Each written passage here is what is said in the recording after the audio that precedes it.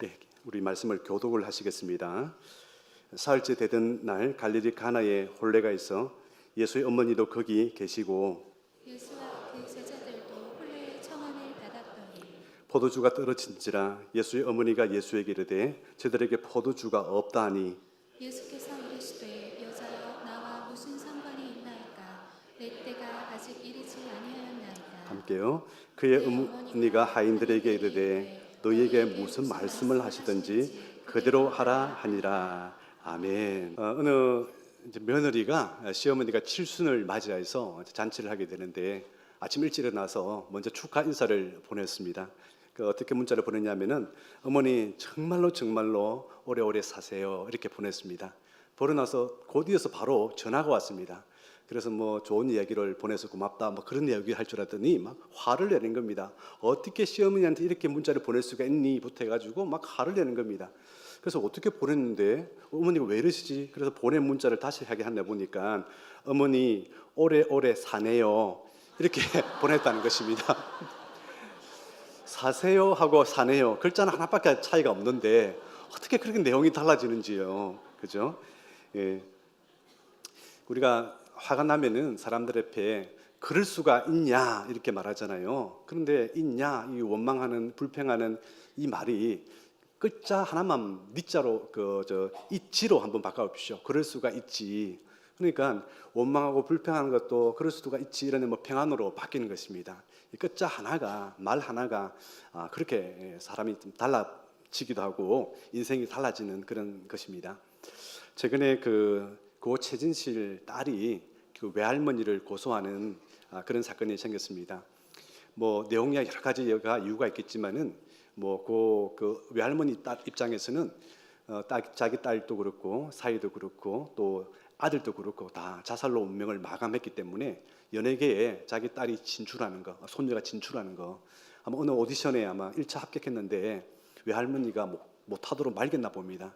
그러니까 이제 거기에 대해서 이제 막 그러겠죠. 내 인생인데 왜 할머니가 이제 간섭하시고 학대하냐, 막 그런 내용인 것 같습니다.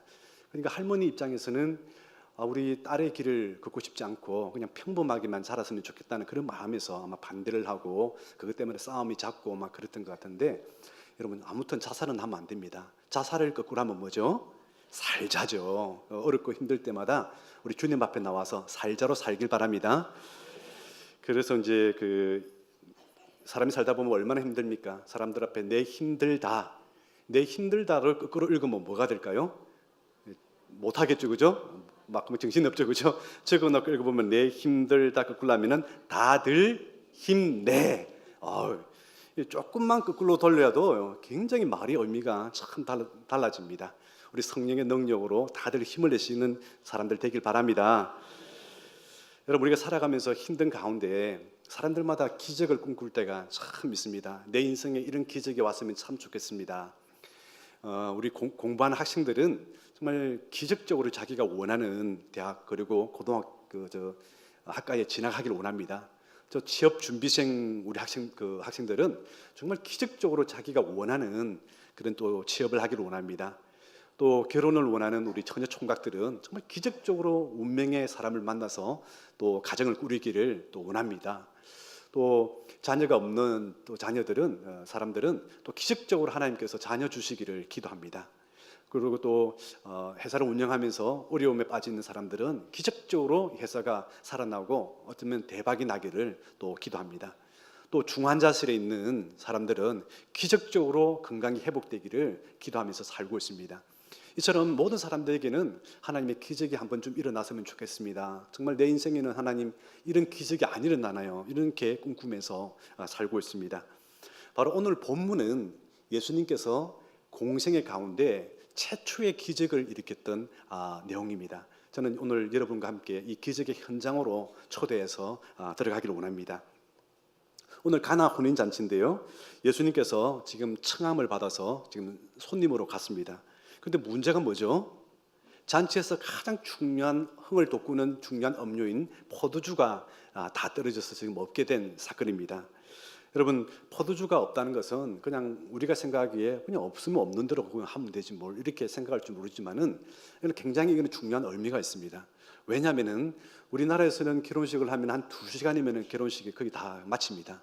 그러나 이 유대인들은 결혼식을 하면은 짧게는 일주일, 길게 한 2주일 정도를 합니다. 그래서 처가집에서 이제 결혼식을 하게 되는데 그 가운데 매일매일 손님들이 와서 잔치를 하고요. 그리고 또 일가들이 와서 잔치를 하는데 가장 중요한 음료가 바로 포도주입니다.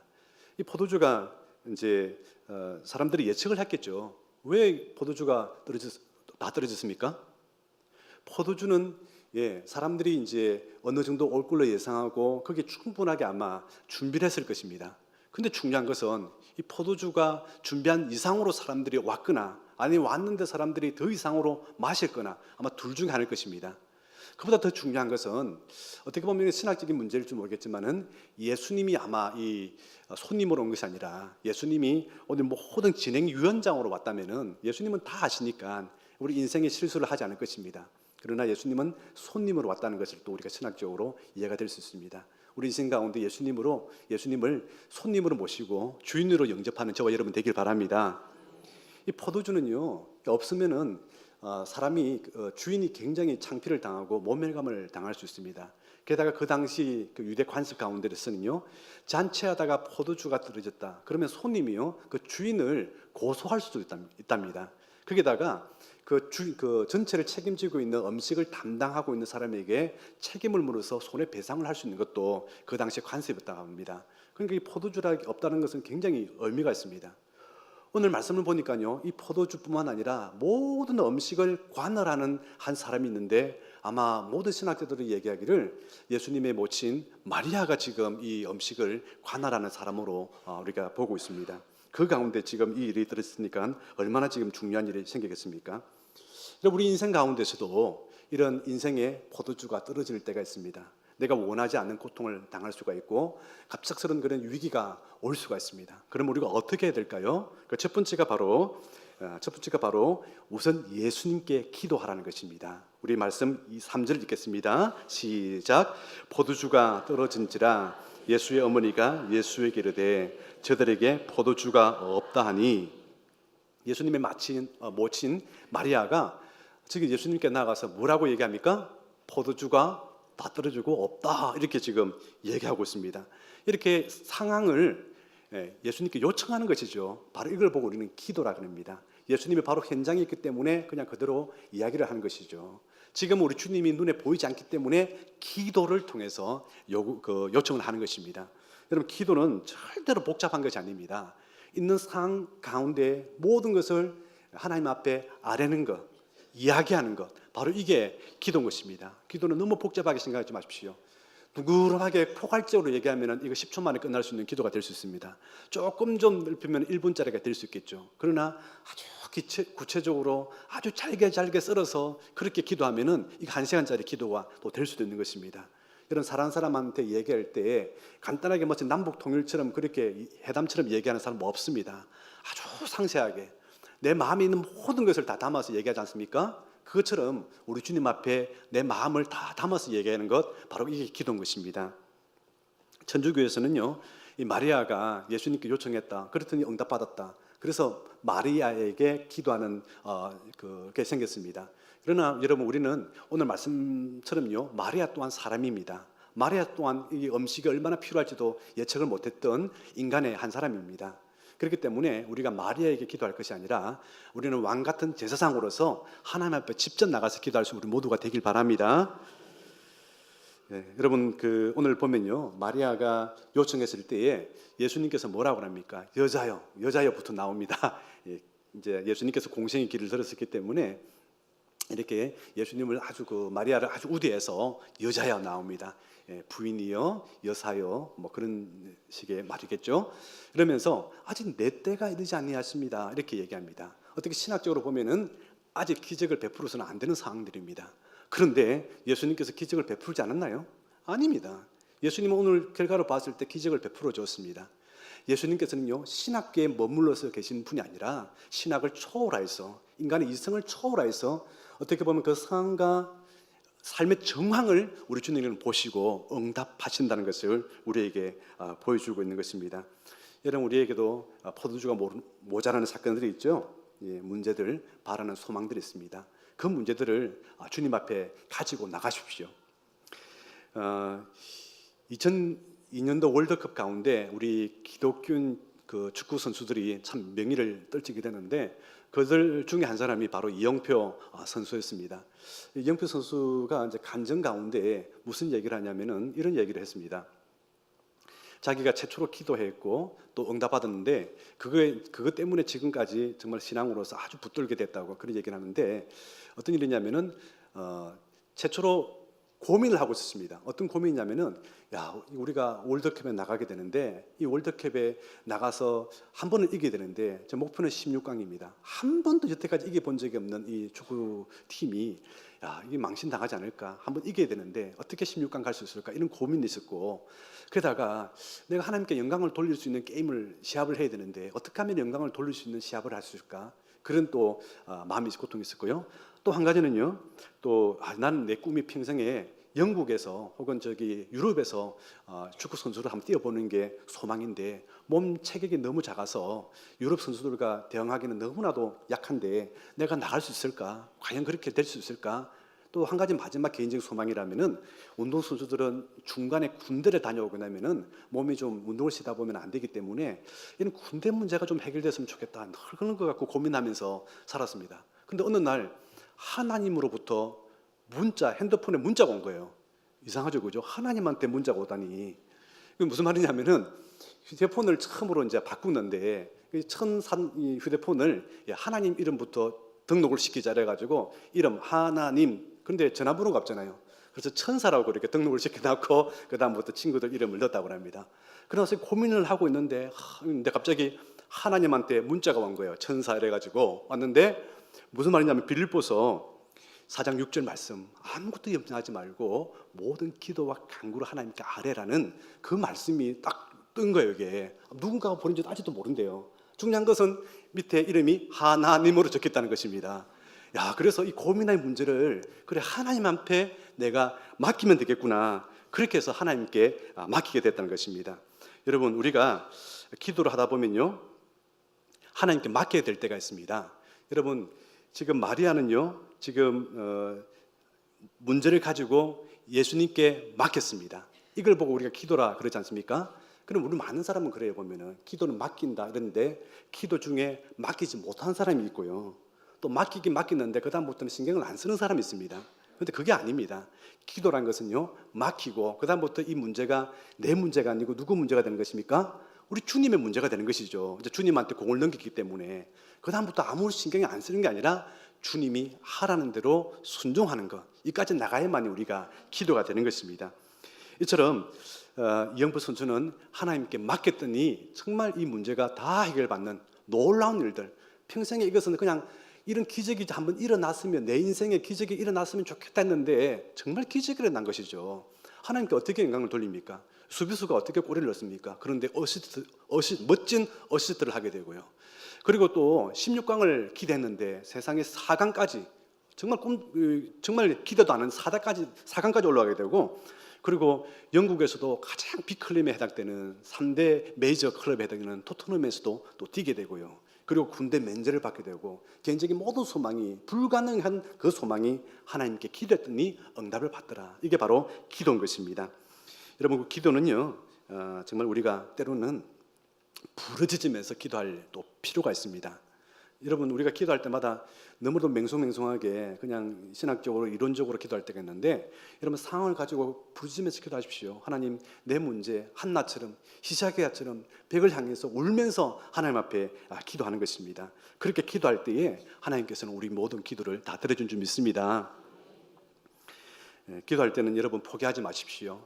마리아가 예수님께 요청했는데, 여자여 아직 내 때가 이르지 않아이다 이러면 돌아서서 때가 안 이르대 이러면서 가버렸으면 무슨 기도 응답이 있겠습니까? 포기하지 않는 것이 아주 중요합니다.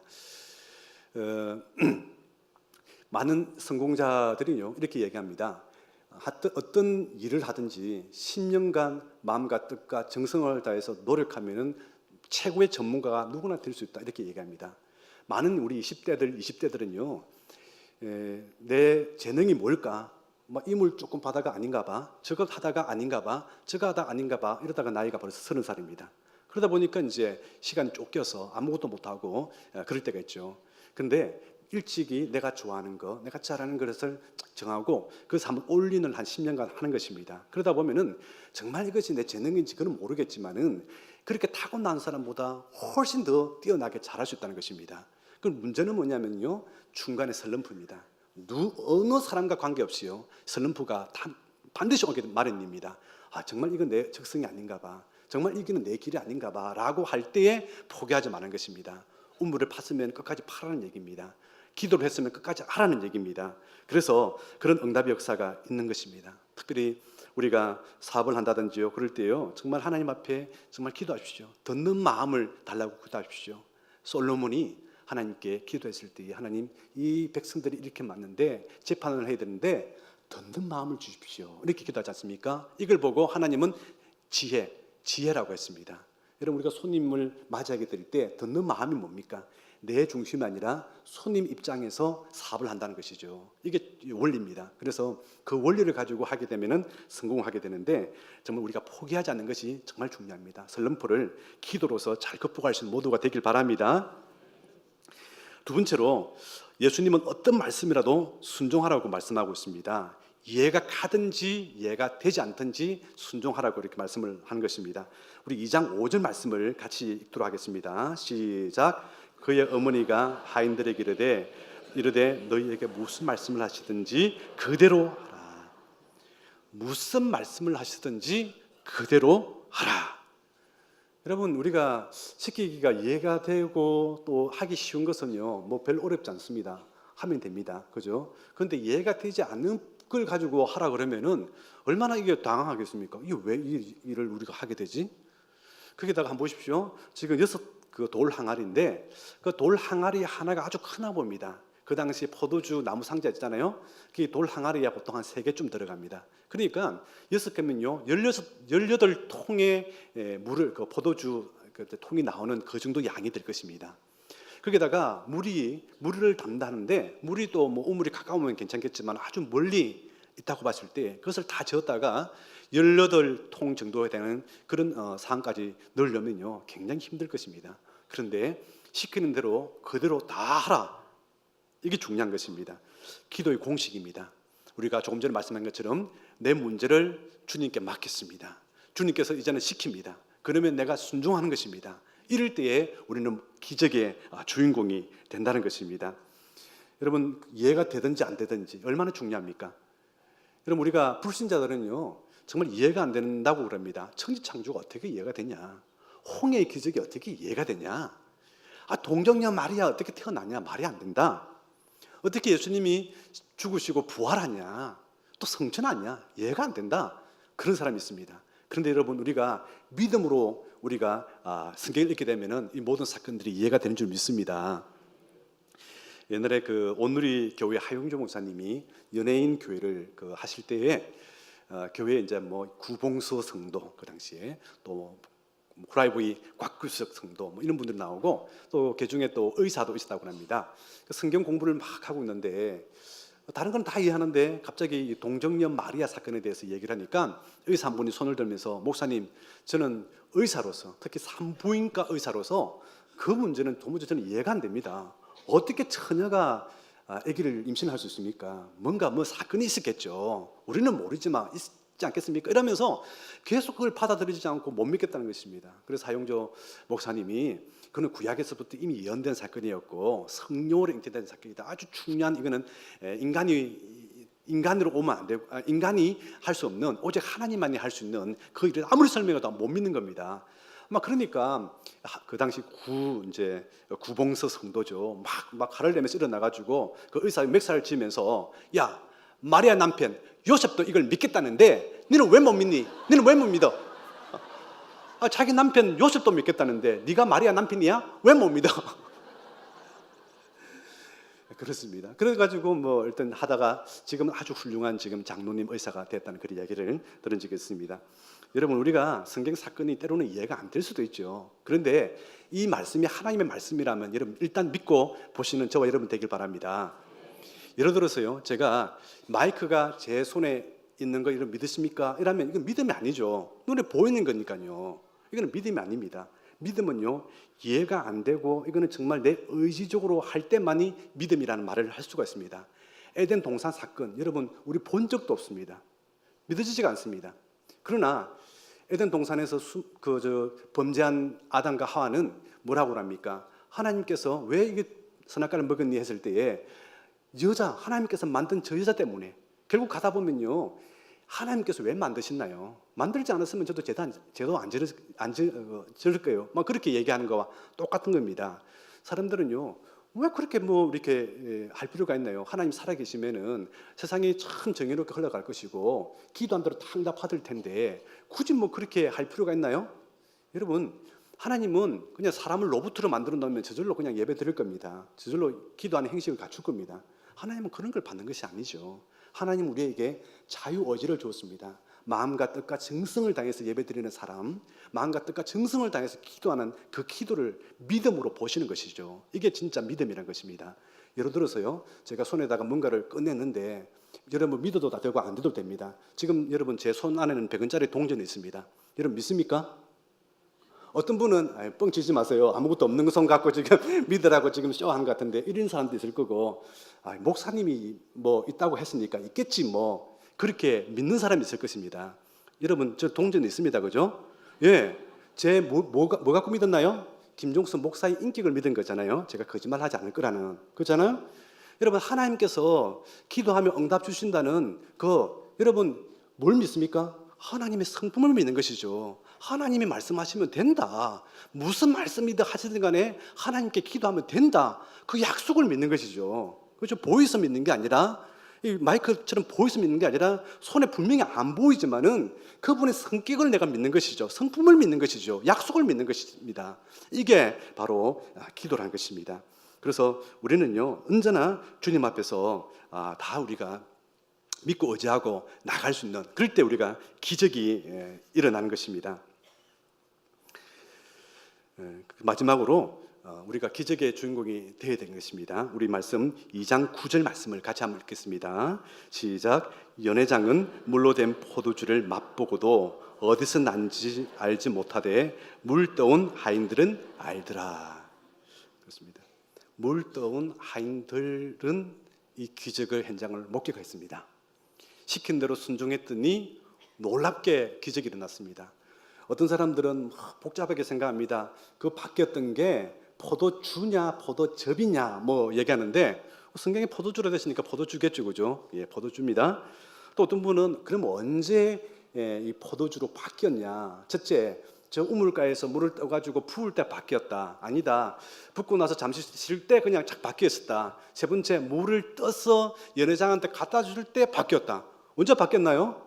물을 떠서 갖다 줄 때 바뀌었다 했으니까 갖다 줄 때 바뀌었겠죠. 그러나 갖다 주기 전까지는 바뀌었다 안 바뀌었다? 안 바뀌었다. 근데 믿음으로 순종을 하는 겁니다. 도무지 이해가 안 되는 사건인데요. 여러분 한번 보십시오. 500여의 사건이 일어날 때에 물고기 2마리와 보리떡 5개, 그 당시 5,000명 앉았습니다. 여자들과 아이들 포함하면 한 2만 명은 되겠죠, 그죠? 그럼 2만 명 곱하기 물고기 2마리가 있어야 됩니다. 그러면은 물고기에 몇 마리 필요합니까? 그냥 계산이 안 되죠, 그죠? 너무 많아서 많게 필요합니다. 그 다음에 보리떡 5개 곱하기 2만 명이면은 얼마나 필요할까요? 몇 개 필요합니까? 계산 안 되죠, 그죠? 많게. 하여튼 많게 지금 필요합니다. 엄청 많게. 우리가 너무너무 많게 필요합니다. 그 쌓으려도 쌀 장소가 있겠습니까? 10만 개가 필요한데요. 보리떡 10만 개 세어보셨습니까? 그럼 언제 이게 바뀌었을까요? 도시락을 들고 일본 기도하고 있을 때 갑자기 뻥 하면서 뒤에 막 산더미처럼 음식이 쌓여졌다. 아니면은 제자들이 이거 조금 어느 정도 있었는데, 좀 단계적으로 있었는데 제자들이 줄을 맞춰가지고 막 나눠줄 때 갔다 오니까 또 있고, 또 나눠주니까 갔다 오니까 또 있고. 우리는 알 수 없습니다. 누구만 알 수 있을까요? 제자들이 알 수 있겠죠. 보았으니까. 여러분, 그래서 우리의 신앙이라는 것은요, 정말 기적의 주인공은요, 순종하실 때에 체험하게 되는 것입니다. 그래서 시편 34편 8절에 보면은 너희는 여호와의 선하심을 맛보아 알지어다, 이렇게 말씀하고 있습니다. 그래서요, 하나님의 말씀은요, 샘포 간장입니다. 맛을 보고 맛을 아는 것이죠. 네, 그렇습니다. 모르는, 맛을 보지 못한 사람들은 몰라요. 이게 기적이 주인공이 되지를 못하는 것입니다. 그래서 맨날 남의 간증만 듣고 은혜 받는 것이죠. 그러나 내가 순종하게 될 때 이건 나의 감정이 되는 것입니다. 그래서 남의 하나님이 아니라 바로 나의 하나님이 되는 것이죠. 아브라함 하나님, 이삭의 하나님, 야곱의 하나님으로 뚝 끝나는 게 아니라 바로 그분이 나의 하나님. 믿습니까? 예, 아멘은요, 아무리 크게 해도 우리 삶에, 우리 생명에 전혀 지장이 없다는 거 아시죠? 예, 여러분, 아브라함, 이삭의, 야곱의 하나님, 그분이 바로 우리의 하나님 줄 믿습니다? 그렇습니다. 그렇게 나가야 되는 것입니다. 그래서 우리가 기적의 하나님을 늘 우리가 묵상하고 나갈 때마다 하나님은 너무나 좋으신 하나님이라는 것을 우리는 깨닫게 됩니다. 여러분, 우리가 성경을 통해서 저는 너무나 좋으신 하나님을 발견하게 됩니다. 마태복음 7장에서는요, 구하고 찾고 두드리라 그런 약속의 말씀을 주신과 동시에 하나님에 대해서, 말씀에 대해서 설명하고 있잖아요. 그죠? 예. 누가 떡을 달라는데 돌을 주겠으며 생선을 달라는데 뱀을 주겠느냐 하면서 하나님은 구하는 자에게 좋은 것을 주시겠다 이렇게 약속했다 이렇게 말씀하고 있죠.